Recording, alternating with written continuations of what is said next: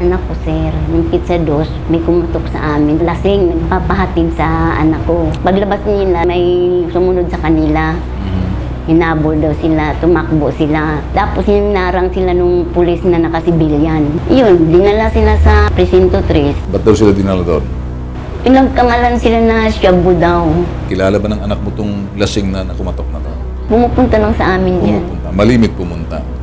Ako'y nagtataka, ibig sabihin, madikit tong anak mo sa kanya. Hindi naman umaalis yun sa kapatid. Bakit paano kailangan samahan pa ng anak mo papunta ron sa bahay niya? Marunong siyang pumunta, marunong siyang maglasing, tapos mamimerwisyo siya para bitbitin siya, akayin siya ng anak mo. Hindi yun ang gusto kong malaman. Ilang taon ang anak mo? 23. Itong anak mo, kumusta? Nahuli na ba itong anak mo? Nagkaroon ng record sa barangay? Oo, pero ano lang Okay. nakalagay doon, ano lang, discipline lang. Ano daw ang ginawa niya sa barangay? Ang gulo?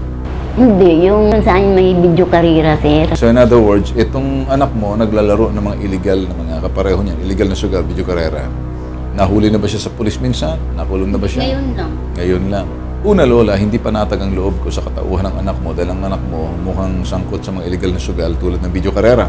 Pangalawa, may record sa barangay. Pangatlo, yung kanyang sinasamahan, mga lasenggo. Ang gusto ko ay pumunta ka roon sa presinto at alamin mo sa mga pulis ano ba ang kaso ng anak mo.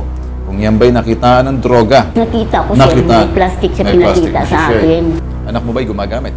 Hindi. Paano ka nakakasiguro? Lasenggo, walang trabaho, nasa video karera. Hindi kita matutulungan sa dahilan hindi panatag ang loob ko sa katauhan ng anak ninyo.